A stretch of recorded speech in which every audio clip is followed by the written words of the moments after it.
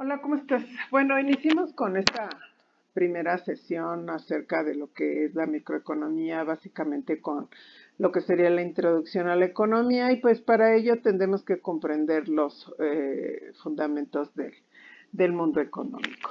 Muy bien, mira, pues en relación a estos fundamentos, entendiendo pues la evolución de los sistemas económicos como la transformación de las formas en que pues las sociedades organizan la producción, también la distribución, el consumo de bienes y servicios, pues podemos analizar toda esta transición desde la comunidad primitiva hasta el surgimiento básico y pleno de lo que es el capitalismo, ¿no? Entonces, todo este recorrido pues nos permite comprender mejor todas las dinámicas actuales de lo que sería la economía.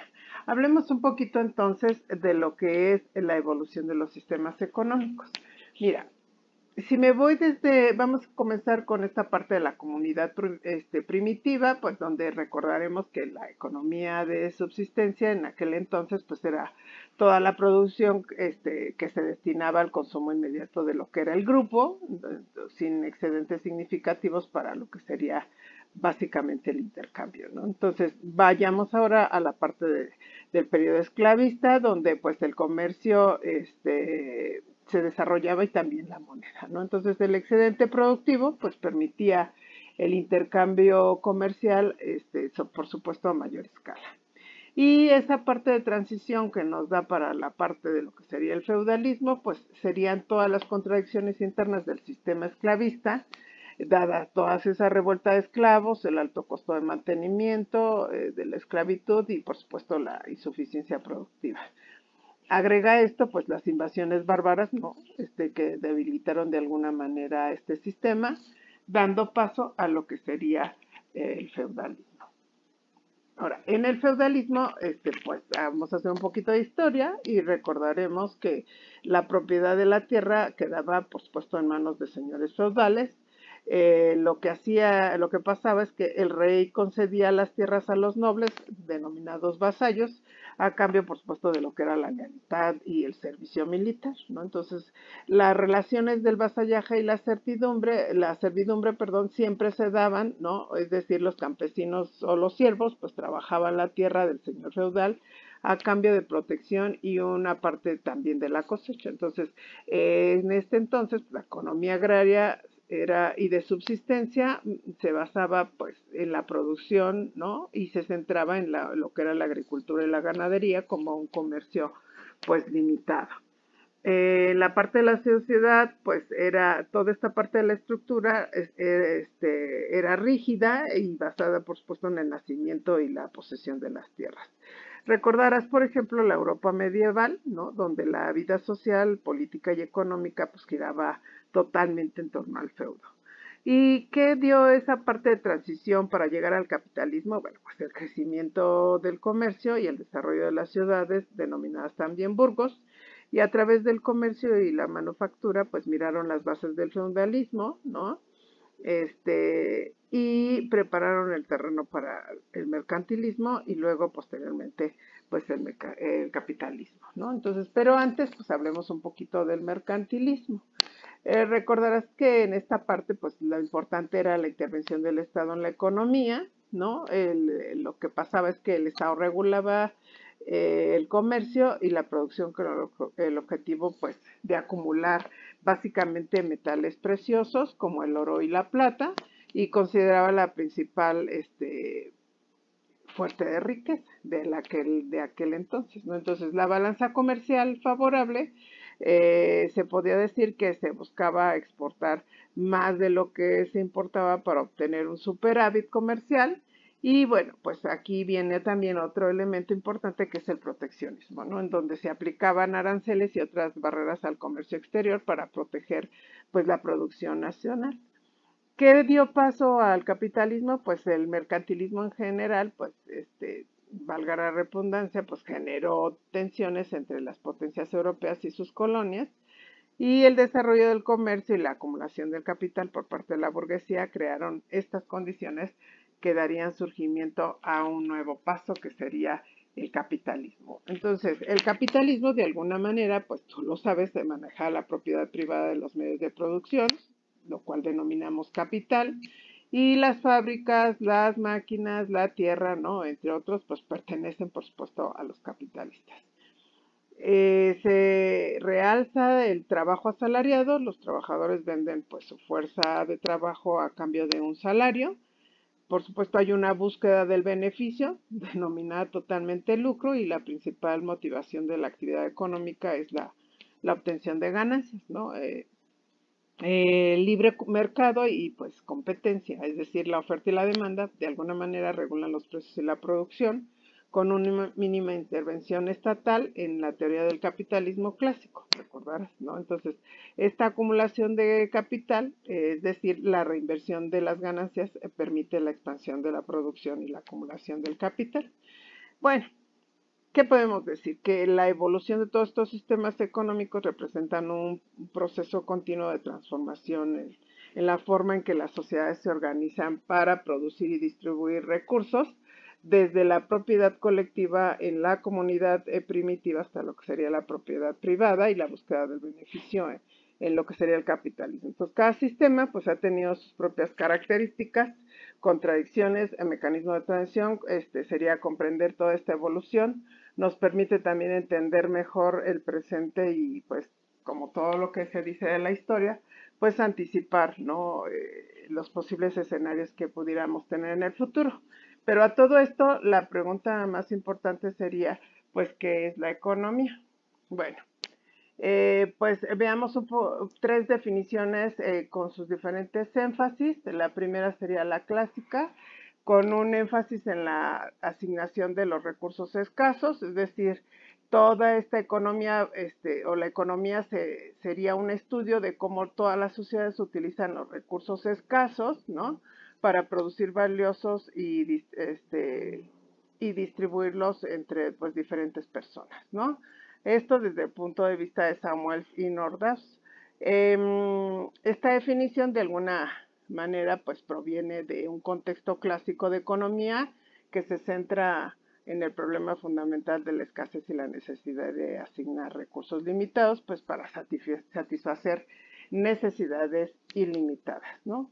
Tenemos otra definición que sería la neoclásica, básicamente con un énfasis en el comportamiento humano y la elección. De acuerdo con con Robbins, por ejemplo, la economía pues estudia la conducta humana con relación entre fines y medios que serían escasos que tienen usos alternativos, ¿no?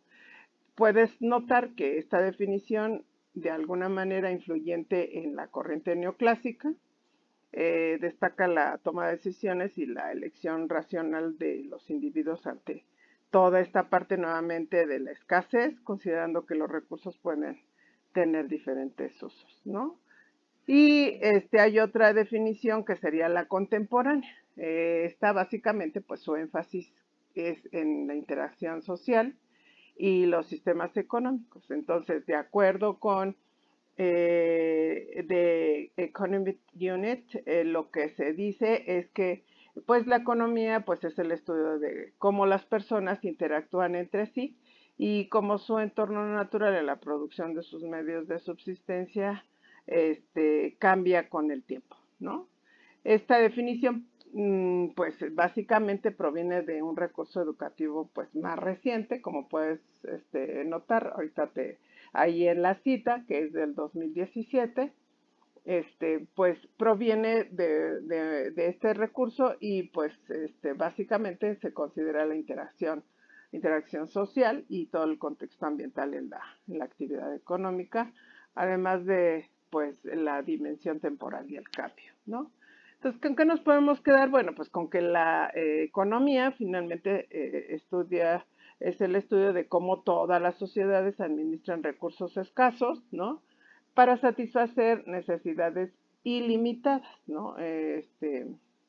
Y si lo ponemos en énfasis, pues sería la toma de decisiones ante la escasez. Y bueno, pues mira, aquí te presento algunas de las referencias donde fueron tomadas estos tres elementos, ¿no? Nunca está de más citarlos. Y bueno, el problema fundamental de la economía, como ya lo mencionamos, y de acuerdo a los tres autores, pues es básicamente la escasez, ¿no? Entonces, ¿qué sería esto de la escasez? Pues serían todos los recursos limitados versus las necesidades y deseos que son ilimitados, ¿no? Entonces, ejemplo de recursos escasos, por ejemplo, el tiempo, el dinero y los recursos naturales. Entonces, de acuerdo con Samuelson, la economía pues es el estudio de cómo la sociedad utiliza todos estos recursos escasos para producir bienes valiosos y distribuirlos entre diferentes personas, ¿no? Tal cual lo mencionamos anteriormente. Ahora, déjame acomodar esto hasta acá arriba. Y pues tendríamos que hablar también de lo que es el costo de oportunidad. ¿Y qué es esto del costo de oportunidad? Pues es el valor de la mejor alternativa a la que se renuncia, ¿no? Pues al tomar una decisión. Entonces, estos ejemplos claros y cotidianos, pues si tú vas a estudiar versus trabajar, ¿no? O comprar un coche, ¿no? Versus poderte ir, por ejemplo, a viajar, ¿no? Entonces, esto ilustra, pues, de alguna manera este concepto. Ahora, las tres preguntas clave que tendrías que hacerte en la economía, pues es, primero, ¿qué producir? Por ejemplo, bienes y servicios y sus cantidades específicas, ¿no? Ahora, ¿cómo producirlas? Es decir, ¿con qué métodos y con qué recursos? Es decir, la mano de obra o la tecnología que vas a utilizar. Y también, pues la última sería, ¿para quién producir? ¿No? Entonces, esta sería, pues básicamente la distribución de los bienes y servicios. Ahora, tendríamos que hablar también de los sistemas económicos. Ya hablamos un poquito anteriormente, pero bueno, hablemos que estas economías de mercado pues son capitalistas, donde se manejan el libre mercado, pues la oferta y la demanda. Entonces, hay economías planificadas, también como las socialistas y las comunistas, el control estatal, ¿no? Y las economías mixtas, que finalmente pues son economías de ambos, ¿no? Y de acuerdo con Mankey, el sistema del mercado es un concepto muy complejo, ¿no? En cuanto a mecanismo, pues para poder coordinar personas, actividades y negocios a través de un sistema previo de precios y por supuesto, de mercados, ¿no? Ok, pero entonces vámonos a un concepto más que es el que nos atañe en esta materia, que es la microeconomía. Entonces vamos a tomar tres definiciones que ofrecen perspectivas pues ligeramente distintas, ¿no? Y con diferentes énfasis para una comprensión pues, mucho más completa. Hablemos en el comportamiento individual y la asignación de recursos. Entonces, considerando lo que sería la Universidad Europea, por ejemplo, nos dice que la microeconomía es la rama de la economía que se concentra en el comportamiento y todo el desempeño de los agentes económicos individuales dentro de la economía, como serían pues los consumidores, la familia, la industria, las empresas y algunas otras entidades, ¿no? Y esta definición puedes observar que de alguna manera pues destaca ese enfoque de microeconomía en las unidades básicas, ¿no? Que componen la economía, analizando cómo toman decisiones y cómo se afecta la asignación de los recursos a nivel individual. Ahora, si yo lo veo desde el énfasis en la interacción con los mercados, pues de acuerdo con el manejo de los conceptos o de un concepto, la microeconomía pues, sería una rama que contempla las acciones individuales de los agentes económicos como consumidores, como empresas, como trabajadores y también inversores, ¿no? Y su interacción, por supuesto, pues si hablamos del énfasis de mercado, pues va a ser totalmente con el mercado. Podrías ver en esta parte que te acabo de explicar que hay una interacción de los agentes individuales con los mercados, ¿no? Reconociendo que las decisiones individuales influyen y sus influencias por el entorno del mercado. Entonces, si hablamos ahora con esta parte de lo que sería la interacción o el énfasis en la maximización de los objetivos con sus recursos limitados, y consideramos a Billing, la microeconomía, pues es una ciencia que estudia pues todos los fenómenos económicos desde el punto de vista de cada uno de los agentes económicos que intervienen en la economía, recordemos, consumidores, empresas y gobierno. Entonces, esta ciencia se relaciona con los agentes y con las posibilidades que cada uno de manera pues específica maximiza objetivos teniendo en cuenta pues sus medios, ¿no?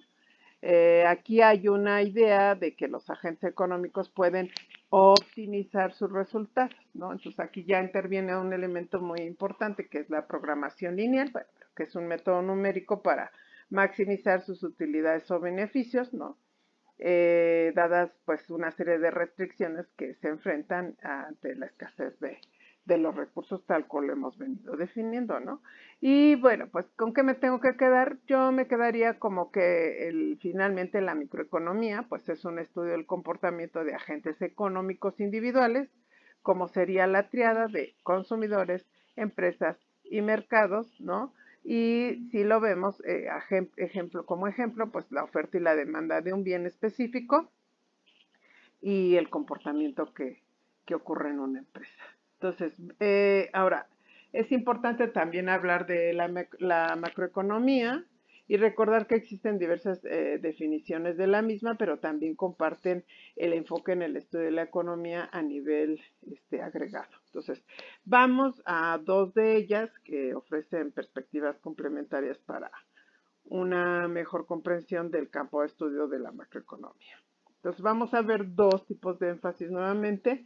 La primera sería en el estudio de la economía en su conjunto, que de acuerdo con Parkin y Esquivel, pues se ocupa del comportamiento de la economía en su conjunto, serían todas las expansiones y las recesiones, la producción total de bienes y servicios en la economía, también la tasa de inflación y el desempleo, así como la balanza de pagos y los tipos de cambio, ¿no?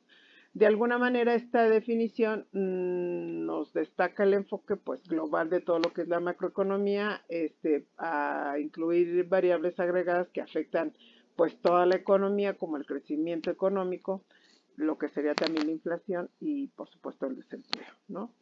Si me voy con la parte del énfasis en las políticas económicas y el bienestar social, pues tal como lo se enuncia, y si enunciamos a Matkin, esta sería un estudio de la economía en su conjunto y su objetivo pues sería explicar todos los cambios económicos que afectan pues simultáneamente a muchos hogares, empresas y mercados. Entonces, esta responde pues a preguntas como ¿por qué el ingreso medio es alto en algunos países y bajo en otros? ¿O por qué suben a veces los precios rápidamente y se mantienen estables en otras ocasiones? ¿O por qué aumenta la producción y el empleo de algunos en algunos años y se contrae en otros, por ejemplo, ¿no?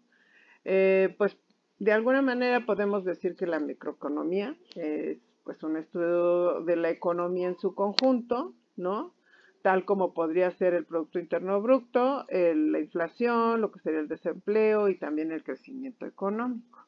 Pero bueno, veamos la relación que existe entre micro y macroeconomía. Un ejemplo de esta relación pues es la inflación, ¿no? Que sería a nivel macro y que afecta pues a las decisiones de consumo de las familias, que sería el micro. Es decir, las decisiones, ¿no? Me voy por acá. Déjame, ya está, ya.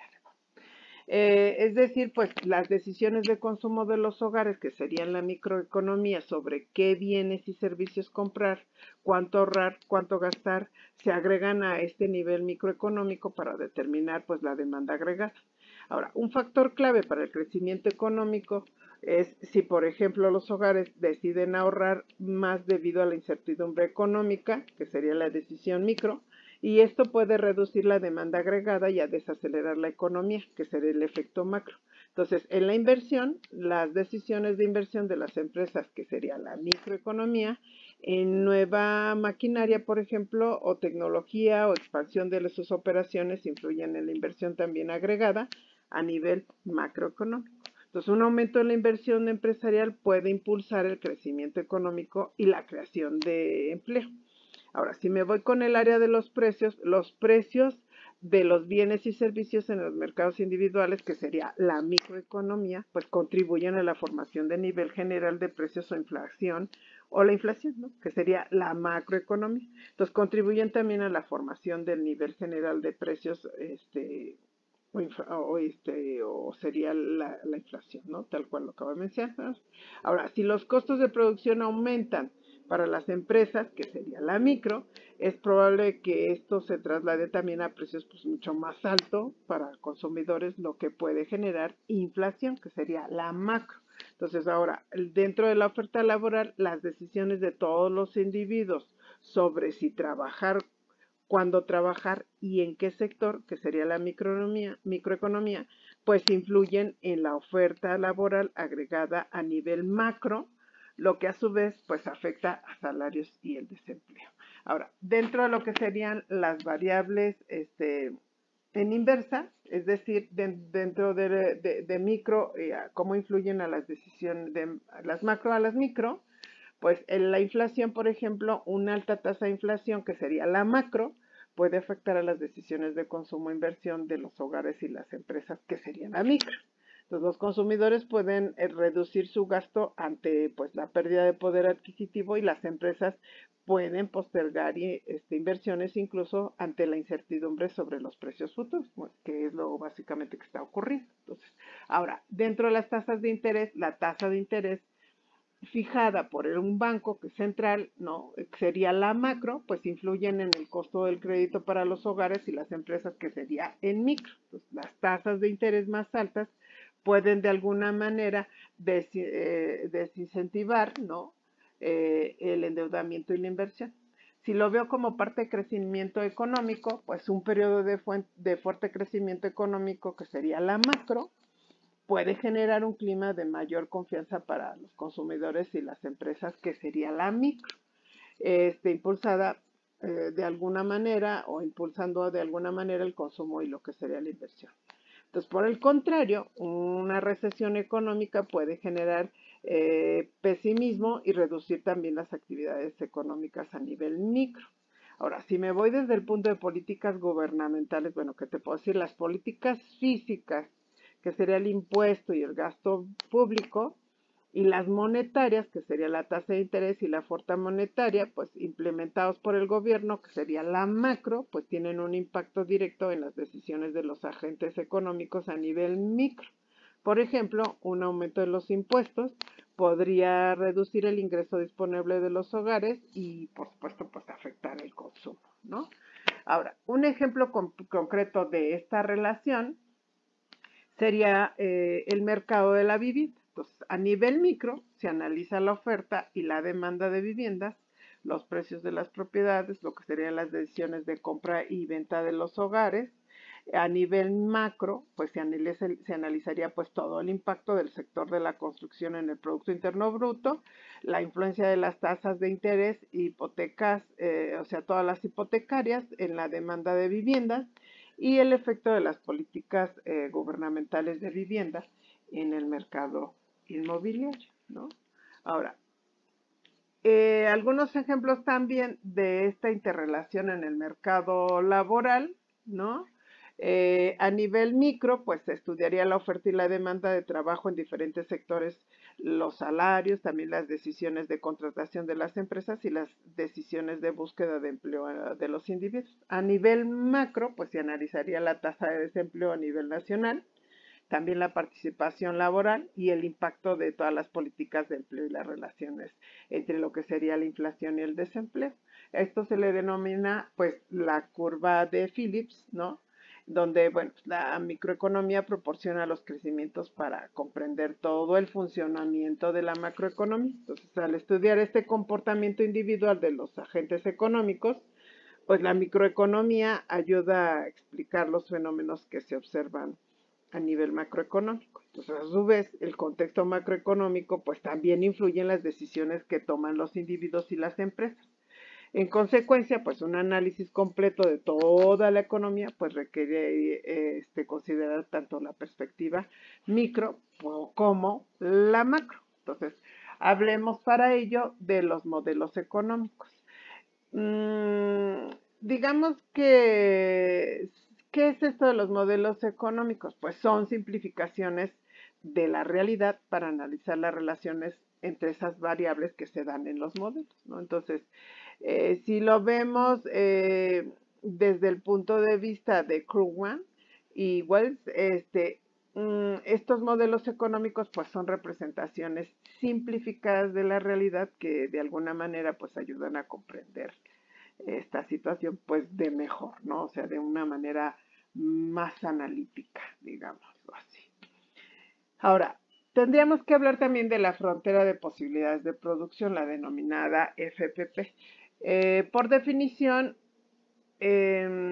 pues son cantidades máximas de bienes y servicios que una economía puede producir con todos sus recursos. Esta gráfica que observas ahí, con puntos eficientes, ineficientes e inalcanzables, pues nos dice mucho, ¿no? Muestra pues toda la combinación máxima de dos bienes o servicios que una economía puede producir, utilizando todos sus recursos. Entonces, por ejemplo, disponibles de manera eficiente, dada una cierta tecnología, también, ¿no? Entonces, representa de alguna manera todas las opciones disponibles y limitaciones impuestas por la escasez de recursos. O sea, identifica que todo gira ante la escasez de un recurso. ¿Qué sería esto del costo de oportunidad dentro de lo que sería pues la frontera de posibilidad de producción? Pues se refiere a toda la cantidad de un bien que se debe sacrificar pues para producir una unidad adicional de otro bien o de un bien que debe tomarse en cuenta para tomar decisiones de producción, ¿no? Ahora, ¿cómo se manifiesta el costo de oportunidad de esta frontera de posibilidades de producción? Pues se hace a través del movimiento a lo largo de la curva, ¿no? Entonces cada punto representa de alguna manera pues la combinación de producción eficiente y pasar de un punto a otro en la curva es necesario pues para reasignar recursos de la producción de un bien para la producción de otro. Entonces esta reasignación de alguna manera implica el costo de oportunidad. Ahora, ¿qué es eso de la pendiente de lo que sería la frontera de posibilidad de producción? Pues en un punto dado, pues representa el costo de oportunidad de producir una unidad adicional del bien en el eje horizontal. Entonces, una pendiente más pronunciada, ¿no? Pues representaría de alguna manera un mayor costo de oportunidad, ¿no? ¿Y qué sería esto del costo de oportunidad creciente? Pues generalmente es cuando se hace cóncava en forma de un arco hacia afuera, tal cual lo puedes observar, ¿no? Y esto se debe a que todos los recursos son igualmente aptos para la producción de ambos bienes, ¿no? Y bueno, mira, pasemos a lo que sería el desplazamiento de los FPP, ¿no? Y bueno, pues básicamente por el momento diremos solamente que existen dos tipos de desplazamiento de la frontera de posibilidades de producción. La de desplazamiento hacia afuera, que sería el crecimiento económico, y sería pues el aumento de los recursos o, por ejemplo también la mejora tecnológica, y la de desplazamiento hacia adentro, que sería toda la contracción y que sería la disminución de recursos, ¿no? Y bueno, así llegamos entonces a lo que sería el costo de oportunidad del FPP, ¿no? Que sería un concepto clave para entender las limitaciones y todo lo que serían las disyuntivas que enfrenta la economía al asignar pues recursos otra vez escasos, ¿no? Entonces, nos recuerda que cada elección tiene un costo, que es la mejor alternativa que se sacrifica, y la forma cóncava que tiene esta gráfica pues refleja el costo de oportunidad creciente, que es una característica común de la mayoría de las economías debido a la especialización de los recursos, ¿no? Y los conceptos que hemos manejado a lo largo de esta sesión pues son escasez, como lo pudiste notar, el costo de oportunidad, las preguntas fundamentales, también los sistemas económicos, los micro y macroeconomía, los FPPP, la importancia de la economía y la toma de decisiones, y finalmente, pues como lo enuncia Robinson, el propósito de estudiar economía pues no es adquirir un conjunto de respuestas ya hechas a cuestiones económicas, sino aprender a cómo evitar ser engañado por los economistas, ¿no? Y bueno, pues siempre es bueno conocer las referencias de donde esta información fue extraída para que las tomes en consideración. Muy bien, pues vámonos a la práctica.